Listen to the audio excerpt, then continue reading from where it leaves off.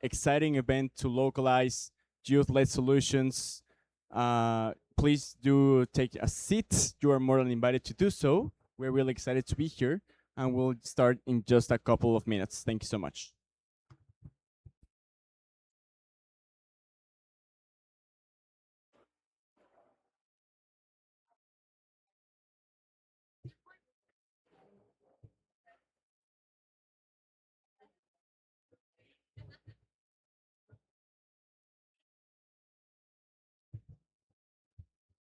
If you want to, you can like scoot over here. Don't be shy. We don't bite. We promise. It's going to be fun.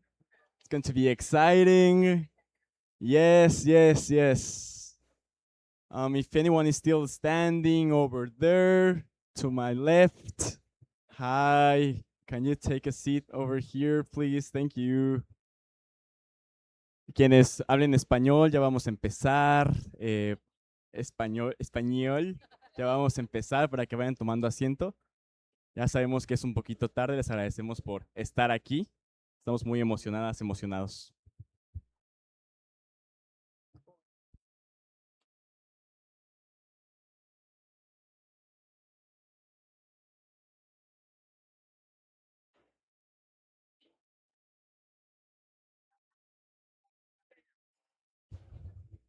Hola, de aquí, ¿quién habla español?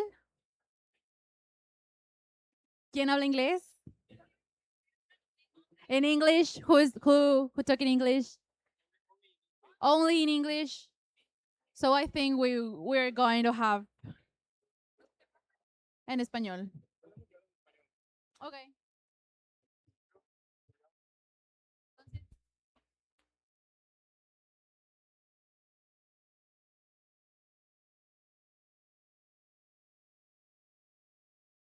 Would it be okay for you if we make the event in Spanish? Perfecto, bien, maravilloso. Ok, entonces ahorita en un minuto comenzamos, nada más.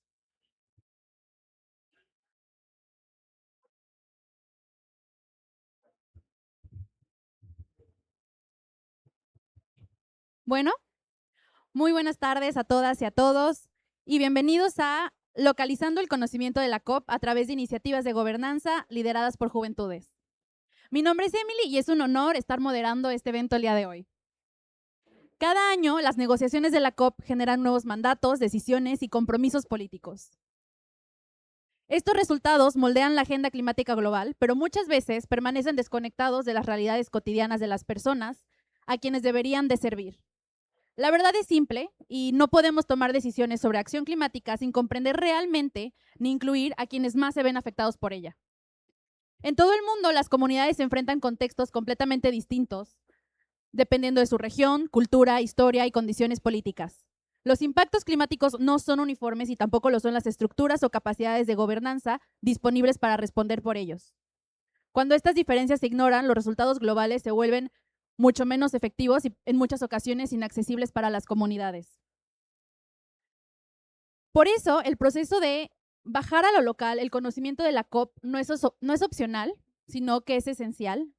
Y traducir las decisiones internacionales en herramientas que realmente funcionen para territorios específicos determina si los compromisos hechos aquí se convierten en realmente mecanismos funcionales, reales y no solamente en un pedazo de papel que realmente no beneficia a absolutamente nadie. Aquí es donde las iniciativas de gobernanza lideradas por juventudes se han vuelto cada vez más importantes.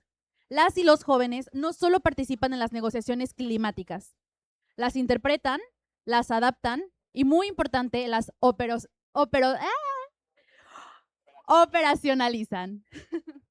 Transforman la complejidad de los marcos globales en iniciativas que responden a necesidades locales. Conectan actores municipales, nacionales y comunitarios. Construyen mecanismos de participación que vuelven la gobernanza climática más inclusiva y continúan presionando a las instituciones para reflejar las realidades de quienes realmente viven las consecuencias. Hoy nos acompañan líderes que ejemplifican este trabajo en distintos países y contextos. Tenemos a Luis Armando Luján Mota, de Faceta Consciente, trabajando en gobernanza juvenil y herramientas de participación cívica. ¡Woo! Ismaela Magliotto, de 1.5, aportando perspectivas desde procesos juveniles en momentos de alta atención pública. Anjani Punjabi, de Tierra Nuestra, compartiendo experiencia en gobernanza multinivel a lo largo de distintas regiones. Paola Acevedo, de Sustenta Honduras, cuyo trabajo fortalece la toma de decisiones sobre calidad de aire y contaminantes climáticos de corto plazo. Y Yulitza Bedoya, de Re-Earth Initiative, impulsando educación climática comunitaria y participación de movimientos juveniles. Juntas y juntos representan estrategias diversas para transformar resultados climáticos globales en acciones concretas en sus territorios. Su trabajo demuestra que la implementación no es un paso técnico al final del proceso. Es un esfuerzo político y social que requiere conocimiento, liderazgo y la experiencia vivida de quienes se ven directamente afectados. Mi invitación para la siguiente sesión es muy sencilla y es que escuchen cómo cada panelista traduce marcos globales en gobernanza local significativa. Reflexionen sobre cómo la inclusión, la accesibilidad y la comprensión territorial moldean soluciones climáticas reales y consideran cómo los procesos liderados por juventudes pueden fortalecer la legitimidad y la efectividad de la acción climática. Con esto podemos comenzar y voy a explicar brevemente la dinámica de lo que va a suceder en este momento. Y es que en esta primera parte de la sesión, cada panelista va a recibir una pregunta previamente hecha y tendrán hasta 6 minutos para responder. Después de esta ronda avanzaremos en nuestra segunda sección donde el público puede hacer preguntas y ellos tendrán hasta 2 minutos para contestar.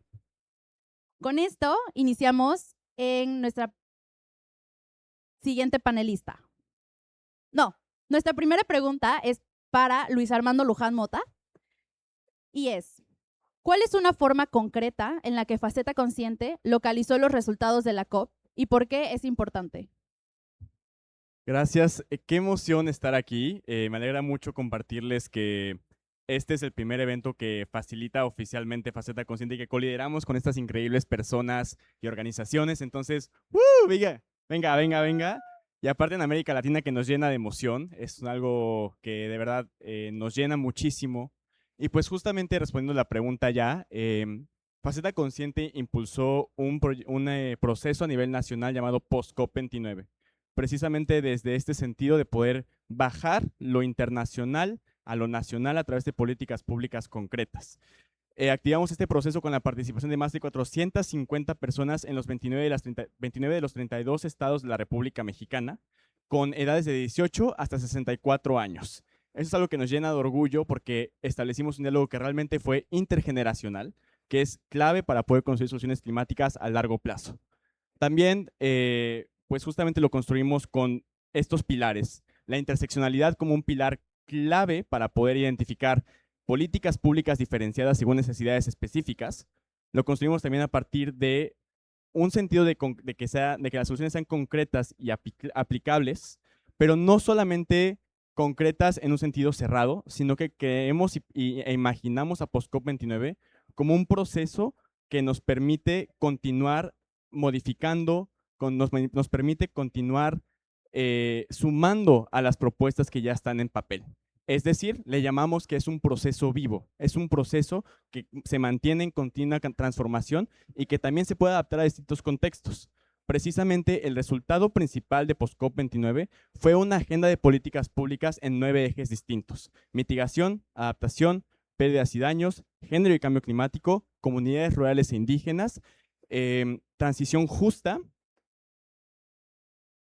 gobernanza y transparencia, y son otras más. Son muchísimas, se me van todas, pero justamente a través de esto, lo que hicimos después fue transformar a una reforma integral al marco legal de México, que es la Ley General de Cambio Climático. Entonces, ahora estamos trabajando justamente a partir de las propuestas de la agenda climática en una propuesta integral a la Ley General de Cambio Climático para poder seguir fortaleciendo la incidencia de las juventudes en el país. Y ahora lo que también hicimos fue transformar todo ese marco. Es que quiero que se den cuenta cómo vamos transformando y evolucionando esta parte, ¿no? O sea, pasamos de una agenda de políticas públicas a una iniciativa de ley y ahora también podemos pasar, gracias al proceso participativo y al proceso desde la base, a también una propuesta de implementación de NDCs. O sea, esta metodología que hemos implementado en el proceso de Post-COP29 nos ha permitido poder sobrellevar y poder sobre todo convertir a distintos resultados muy concretos de políticas públicas y otra vez teniendo en cuenta que son procesos que vienen construidos desde la base y desde la diversidad de perspectivas en México. Entonces, eso es algo que nos llena muchísimo de orgullo y que nos permite volver a rectificar, a volver a reiterar que las juventudes no solamente estamos para exigir, sino también para proponer soluciones concretas, accesibles y que también vean hacia el futuro, porque no solamente estamos aquí para ser personas que toman un asiento, sino para estar en la toma de decisión. Y eso es lo que básicamente hemos hecho a través de Faceta Consciente. Y pues eso es como hemos implementado y hemos bajado la parte internacional hasta la parte local.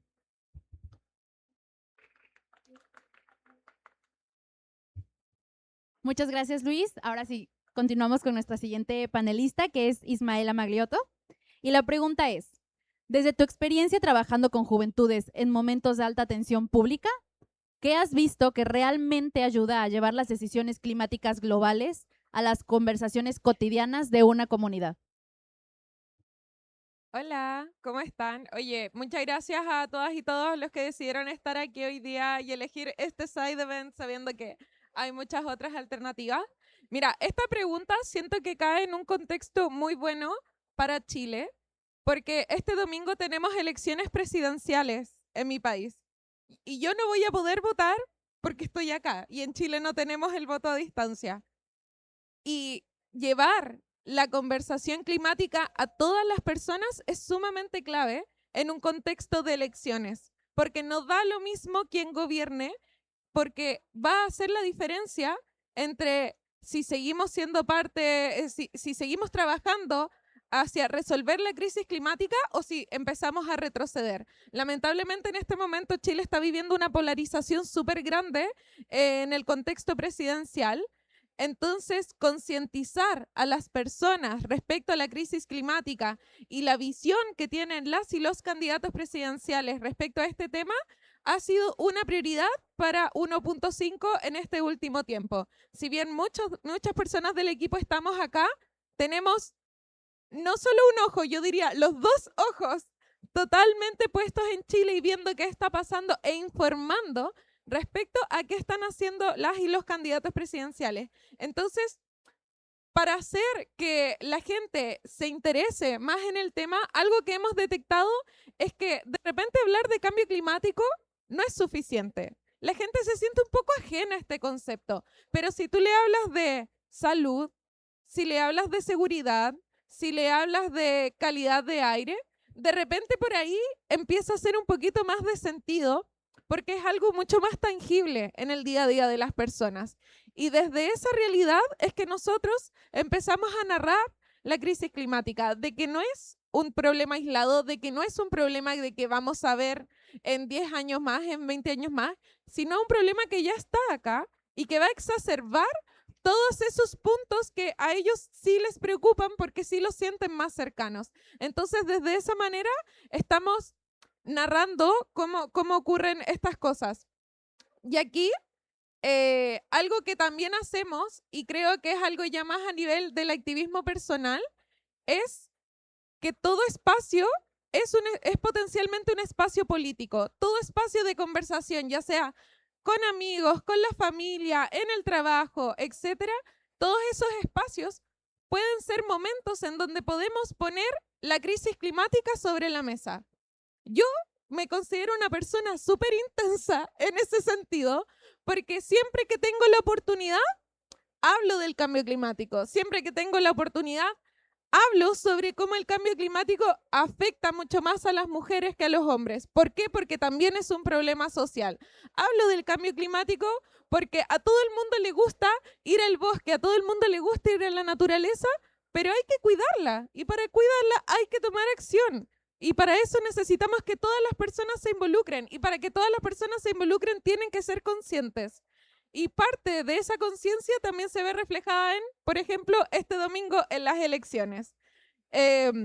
Entonces, ese es un trabajo que nosotros impulsamos desde 1.5 y también como personas, porque entendemos que si bien ahora trabajamos en 1.5, también somos activistas y esto es una vocación. No es solamente una profesión que tiene un horario que parte a las 8 de la mañana y termina a las 5 de la tarde. Es algo que vivimos día a día Y eso tenemos que transmitirlo como personas para que permee al resto, porque acá tenemos un desafío muy grande de que quienes estamos acá en la Blue Zone, en la COP, ya sabemos que existe el cambio climático. ¿Cómo llegamos a la gente que está afuera de la COP?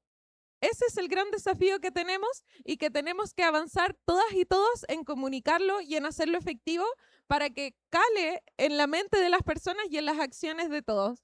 Así que eso sería por mi lado.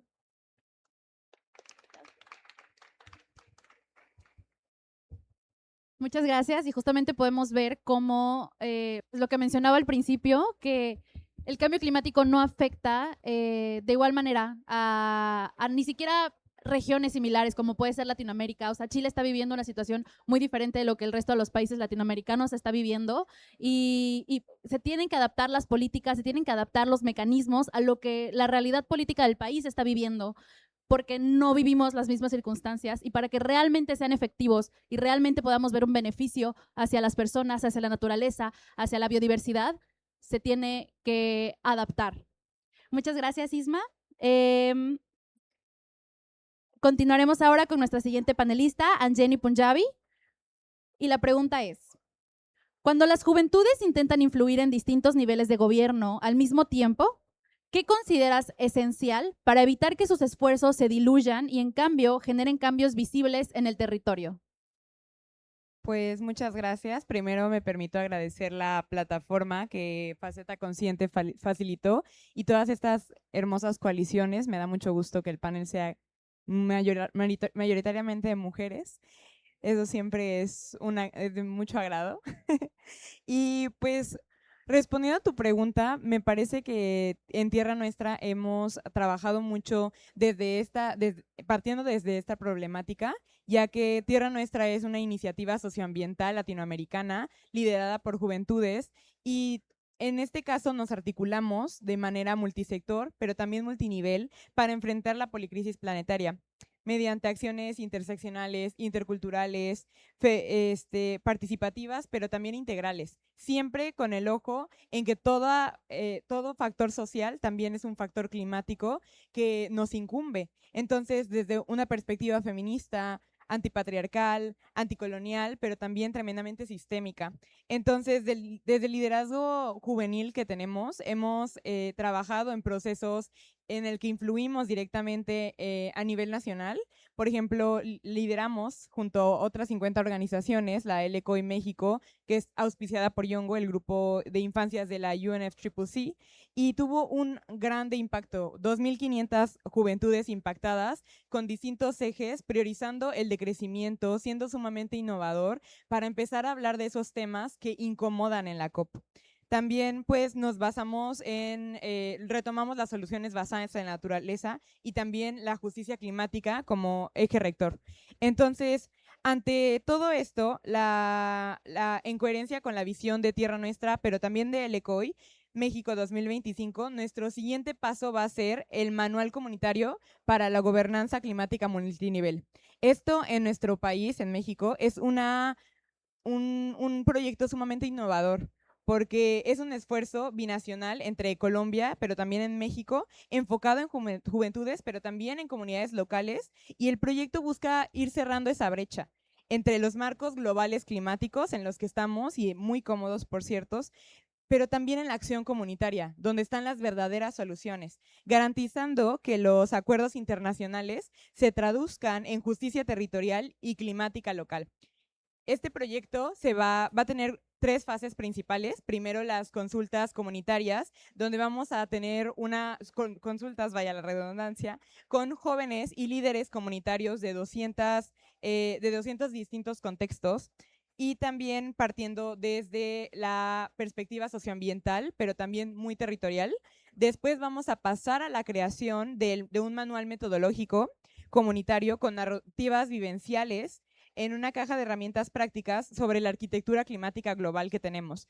Por ejemplo, retomar Escazú, que fue tremendamente revolucionario, y también pues retomar el Acuerdo de París, ¿no? Y pues finalmente la formación y multiplicación de capacidades con 4 talleres regionales para empoderar a más de 100 juventudes y una plataforma global para difundir el manual, porque si no socializamos la información, pues ¿de qué sirve crear tantos insumos? Y pues en conjunto, estas 3 bases simbolizan una nueva etapa de liderazgo juvenil latinoamericano, que tiene que ser crítico, propositivo y con una visión al futuro.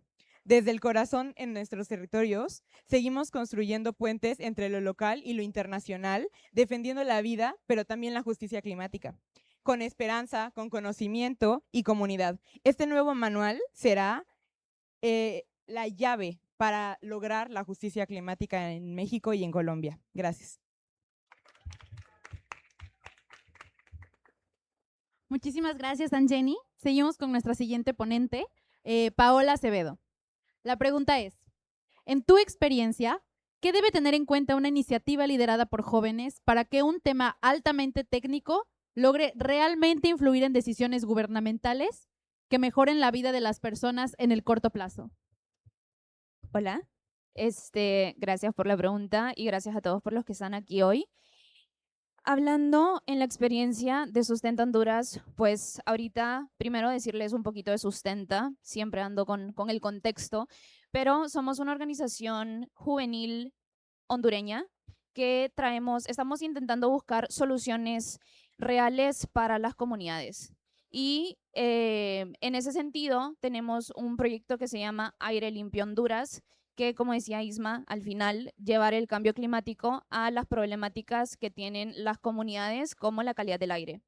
Y es un tema tal vez técnico, pero es algo que al final lo podemos simplificar es el aire que respiramos y es algo que nos afecta a todos. Entonces, Aire Limpio Honduras nace hace aproximadamente un año, porque en Honduras siempre hemos tenido la temporada de incendios, temporada de mala calidad del aire, que es básicamente la temporada antes de que venga el tiempo de lluvia, que está muy seco y es más probable que se empiecen incendios un poco más fácil. Entonces, son temporadas que la calidad del aire es muy mala. Hace un año tuvimos una crisis muy fuerte donde literalmente por semanas no se miraba la parte azul del cielo. Se miraba gris y se miraba una nube gris en el cielo por semanas. Cancelaron clases presenciales, se cerraron aeropuertos, fue una crisis muy fuerte y ahí nace Aire Limpio Honduras, porque en Honduras las únicas ciudades que tenían monitoreo de calidad del aire eran las ciudades grandes, Tegucigalpa y San Pedro Sula. Todas las demás ciudades no se sabía el estado de la calidad del aire. Y claro, sabíamos que todos tenían una mala calidad del aire, pero no, estas comunidades no tenían algo que podían medir y decir, estamos bien, estamos mal, tenemos que mejorar. Entonces, ahí es donde nace este proyecto, la primera red de monitoreo rural. Vamos a diferentes comunidades rurales donde se instalan los monitores de calidad del aire, se están dando capacitaciones y esta es la parte local donde yo siento que se están viendo acciones a corto plazo, porque otro factor del proyecto estamos viendo una ley de calidad del aire, no hay ninguna regulación a nivel legislativo sobre calidad del aire, pero esto es algo que va a tomar muchos años, va a tomar mucho tiempo, es algo que tal vez los resultados de esto lo vamos a ver en años. Pero las acciones de empoderar las comunidades, darles la información, que ellos sepan cómo está la calidad del aire, cómo está en su comunidad en específico, ya está creando acciones en las comunidades. Ya decirles que quemar basura va a dar mala calidad del aire es una cosa, pero que ellos lo puedan ver y lo puedan medir es algo que ya trae acción en las comunidades. Crear las capacidades que sepan qué es esto, no solo los llena de más conocimiento en temas de cambio climático, con algo real que pueden ver con un monitor que tienen en la escuela, que ponemos en la alcaldía, sino que es algo que ya los conecta a una red mucho más grande de comunidades rurales que están haciendo acciones para mejorar la calidad en sus comunidades. Entonces, básicamente ver tanto la acción global de una ley de calidad del aire, que es súper importante y es algo que sí tenemos nuestra mirada en eso, pero también ver la acción local y poder crear, empoderar a estas comunidades que conozcan del tema, y esto no solo se queda en calidad del aire, sino son creaciones en 1000 áreas más. Entonces, eso más que nada, y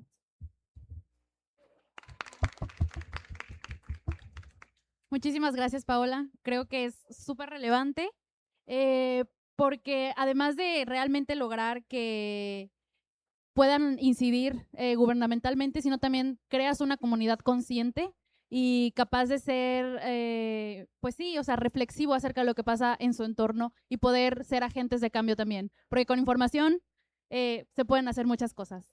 Muchísimas gracias. Y ahora la última pregunta de esta primera ronda es para Yulitza Bedoya. Y la pregunta es, ¿qué has observado en los territorios que convierte la participación juvenil de algo simbólico a un proceso que realmente transforma la manera en que una comunidad se organiza alrededor de la acción climática? Gracias por la pregunta y gracias a todos por estar aquí y aquí. Creo que ya hemos escuchado muchas cosas muy interesantes. Y para responder y tomar la pregunta, creo que lo primero que viene a mi mente es decir, ¿qué quiere decir localizar el conocimiento? ¿Qué es un conocimiento localizado? Para nosotros en WeEarth parte de este proceso no es solo hacer, crear espacios para que la juventud pueda influenciar las políticas públicas que se implementan, como también estar en COP, estar en espacios internacionales, pero además es cambiar la pregunta y decir, ¿quién decide qué es lo que funciona y quién decide qué es lo que se implementa? Cuando hablamos de implementación, hablamos de programas. Y al hablar de programas, hablamos de invertir en proyectos.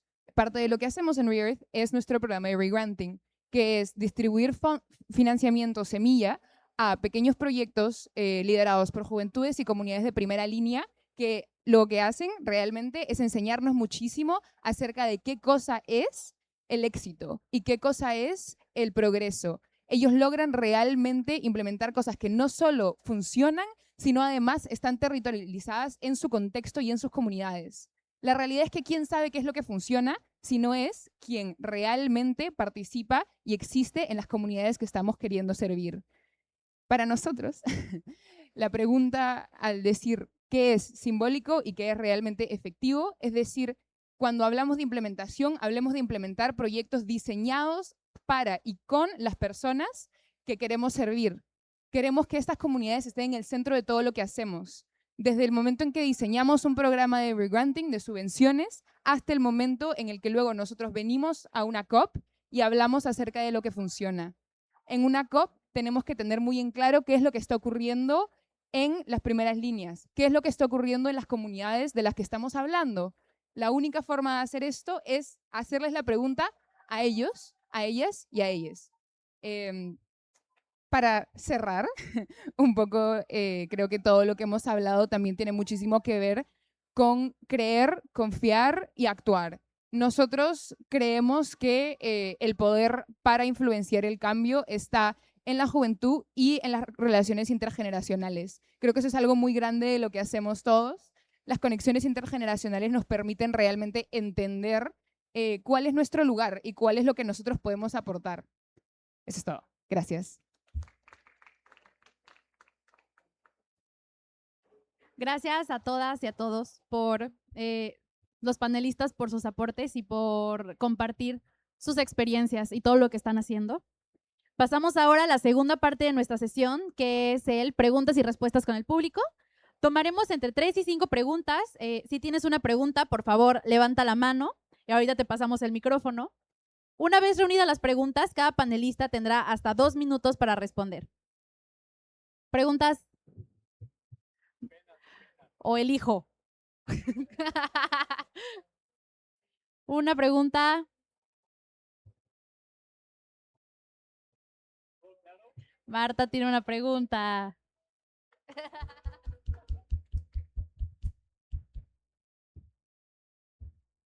Pues ya mucho hablaron sobre cómo se conectan las agendas internacionales y cómo tratan de territorializarlas.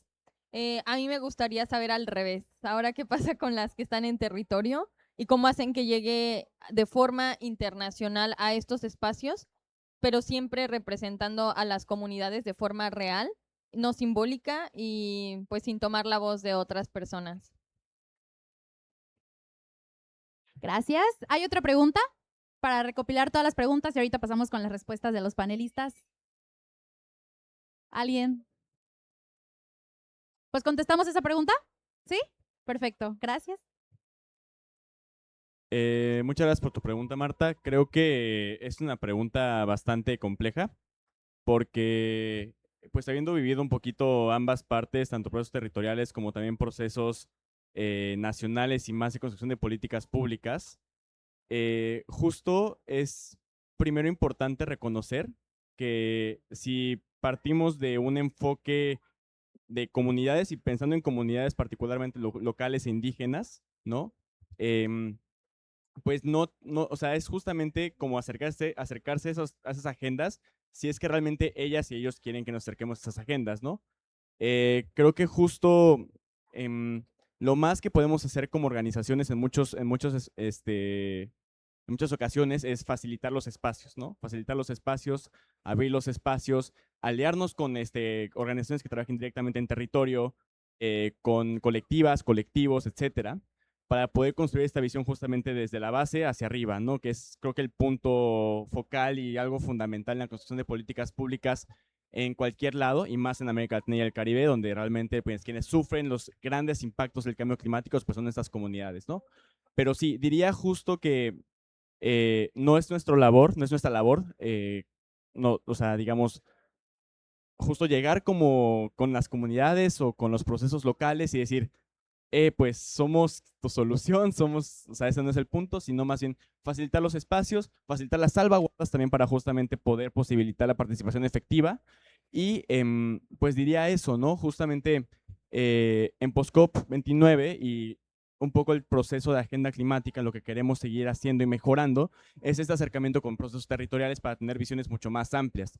Lógicamente, como colectivo mexicano enfocado principalmente en juventudes, tuvimos ciertas limitaciones, mientras que sí logramos una participación intergeneracional importante.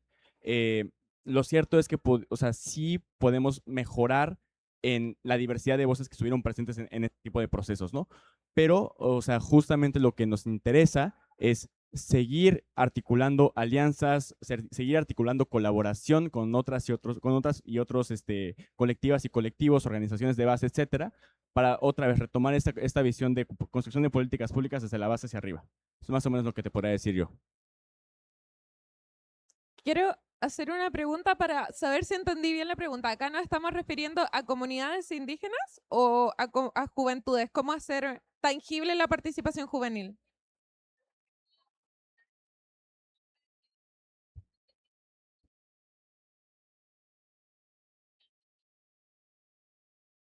Ya, súper. Mira, en particular, 1.5 nació en un contexto de pandemia, cuando todo era virtual. Entonces, nuestros proyectos, desde su origen, siempre fueron mirados desde una escala quizás más amplia en la cobertura del territorio. Por ejemplo, teníamos voluntarios de norte a sur en Chile, pero porque todo funcionaba de manera virtual. Entonces, y tampoco se podía salir, porque en la pandemia teníamos cuarentena. Entonces, en ese contexto, 1.5 empezó a formarse de tal manera que empezamos a trabajar mucho en la virtualidad y con otro tipo de escala. Y cuando ya empezó a salir la pandemia, o sea, cuando ya podíamos salir a la calle y cuando ya había más presencialidad, mantuvimos la dinámica de trabajo que teníamos antes. Y eso, para mí, significa que tenemos una deuda personal de trabajo de 1.5 en llegar más al territorio. Si bien hacemos actividades presenciales, muchas de ellas son en Santiago, en la capital. Nos cuesta mucho llegar al territorio. Yo soy de Valparaíso, que queda a 2 horas de Santiago, la capital, y es muy difícil hacer actividades en Valparaíso, siendo que está cerca. Pero es una deuda que yo siento que tenemos pendiente. O sea, ustedes han visto cómo geográficamente es Chile. Cubrir todo el territorio chileno es difícil, es una tarea compleja. Sin embargo, es una tarea que tenemos que abordar en algún momento, pero todavía no la hacemos apropiadamente. Sin embargo, sí hemos estado buscando que ciertas iniciativas o actividades ocurran en otros territorios. Por ejemplo, el 2022 tuve la oportunidad de ser coordinadora general de la LCOI Chile y la hicimos en Valparaíso. No es casualidad, pero porque dijimos, no queremos que sea en Santiago, porque sabemos que Santiago no es Chile. Entonces buscamos salir de la capital, pero costó muchísimo. Como que dijimos, podríamos hacer el trabajo fácil y seguir en Santiago, pero dijimos, no, hagamos el esfuerzo de que sea en Valparaíso, de salir de la capital. Y hay chicos en las siguientes generaciones de la LCOI que intentaron hacerlo más al norte, otros más al sur, incluyendo todos los desafíos logísticos que ha tenido, pero se sigue intentando llegar al territorio, pero es muy difícil, al menos en el contexto geográfico que tenemos en Chile, donde la conectividad no es buena y donde la mayoría de las oportunidades se concentran en la capital. Entonces, más que tenerte una respuesta, te planteo como los desafíos estructurales que tenemos para poder avanzar en una participación efectiva con los territorios. Sí, a mí me parece una muy interesante pregunta porque realmente siempre estamos pensando cómo bajarlo de lo global a lo local, pero realmente, pues como decía anteriormente, las soluciones empiezan desde lo local hacia lo global. Entonces, pienso mucho en la estrategia en la que Tierra Nuestra también se vio involucrada, que son las cumbres climáticas juveniles, que es un proceso descentralizado y que surge desde la complejidad de LCOI y cómo tomas los contextos de cada quien y lo articulas en un posicionamiento nacional, entonces tomas los contextos de cada uno. Pero la clave no diría que es crear cumbres y hacer espacios, y que sí es importante, sino más bien la creación de comunidad.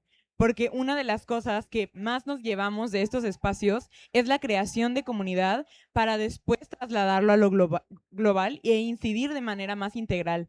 Una de las claves también es escuchar que el contexto que tú tienes no es el contexto que todos tienen y desde la humildad poder tomar sus opiniones y saber y darte cuenta que realmente no sabes nada o no sabes lo suficiente de los contextos globales que siempre viven el cambio climático, pero que no te das cuenta muchas veces, ¿no? Entonces creo que es un conjunto de creación de comunidad, de escucha activa, de moverse para crear espacios y crear oportunidades y también de humildad para poder potenciar las voces que no son la tuya en procesos internacionales o globales o en las mesas de toma de decisión. Gracias.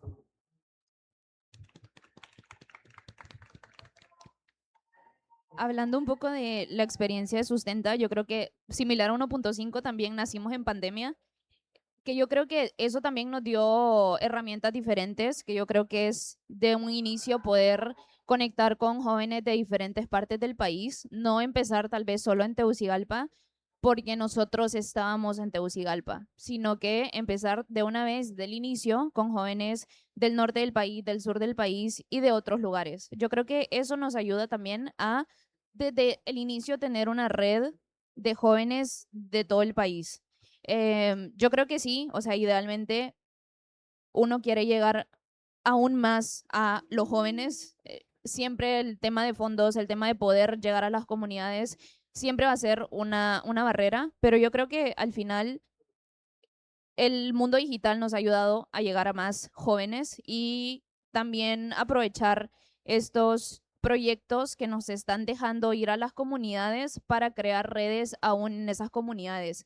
En donde estamos instalando los monitores, estamos creando grupos de mini sustentitas, que son de jóvenes que tal vez ya tienen un interés en el tema de cambio climático, en el tema de la sustentabilidad, algún tema relacionado, son como nuestro punto focal en estas comunidades para proyectos, para poder hacer cosas relacionadas tal vez ahorita a calidad del aire, pero realmente seguir creando esas redes y seguir creando, dejando esa espinita tal vez en jóvenes que tal vez no vamos a poder ir a esas comunidades tan seguido como quisiéramos, pero ya dejar esa espinita de esto es el cambio climático y vos como joven podés hacer algo y ya dejar una red para que en el momento que podamos tal vez llegar más cerca de ellos o hacer algo, sea en Tegucigalpa o en otra ciudad, poder traer a estos jóvenes y volver a conectar con ellos y siempre lo importante de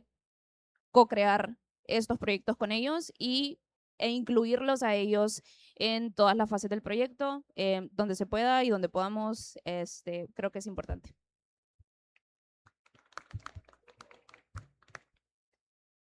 Creo que lo que rescato de todo lo que hemos dicho hace un minuto, un poco, es que cuando hacemos cualquier cosa tenemos que aprender a ser muy intencionales, ¿no? Tener mucha intención y recordar el motivo y la razón por la que la estamos haciendo. No queremos participación por sí misma, queremos participación porque queremos cambio.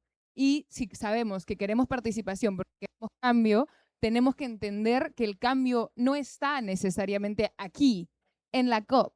El cambio se está creando, el cambio se está avanzando en la Tierra. El cambio se está avanzando en la primera línea del cambio climático. Por eso, claro, venimos acá, escuchamos todas estas palabras extremadamente técnicas y lo que tenemos que recordar es no pensar en qué significa esta palabra técnica, pensar en quién estaba trabajando en esto antes que esto tuviera nombre. ¿Quién estaba trabajando en esto antes de que se considerara un proyecto, una implementación, antes de que se considerara una política? Porque existe y ha estado ocurriendo por décadas, ¿no? Al venir acá, recordar eso y traer con nosotros lo que hemos aprendido de los proyectos que hemos podido conocer, ¿no? Creo que como Readers Initiative eso es lo que tratamos de hacer. Yo he aprendido muchísimo y creo que es un ejercicio también de humildad aprender acerca de las cosas increíbles que ha estado haciendo la gente y que no le ponen nombre o no tienen que ponerle nombre, porque para ellos es simplemente natural, normal. Esto es lo que hacen. Ven a su alrededor la realidad y ven lo que tienen que hacer y ellos lo entienden sin necesidad de venir acá a sentarse a escuchar, no, qué significa esto y qué significa lo otro. Entonces, como para cerrar, ser intencional y recordar por qué queremos estar acá, que es por el cambio. Muchísimas gracias a los panelistas y a las personas que se hicieron un espacio para venir a escuchar acerca de estas iniciativas. Personalmente quiero decirle a todos que los admiro profundamente y que justamente me encantaría que hubiera muchísimas personas aquí para que escuchen lo que se está haciendo, porque muchas veces pareciera que lo que sucede aquí no se está viendo reflejado y el hecho de que nosotros y ustedes se den ese tiempo y esa tarea de poder bajarlo y de poder acercarlo a las personas que realmente lo viven y que realmente trabajan en ello ya, es sumamente valioso y les agradezco muchísimo. También queremos agradecer al Children and Youth Pavilion por permitirnos este espacio, por permitirle el espacio a muchos jóvenes. Actualmente seguimos viviendo con esta brecha, con esta parte donde las juventudes solamente son observadores, donde no son realmente tomados en cuenta, donde no hay acción e incidencia real dentro de las conversaciones. Y siento que estos espacios son sumamente valiosos. Y bueno, muchísimas gracias por su tiempo, por todo, y con esto finalizamos el panel.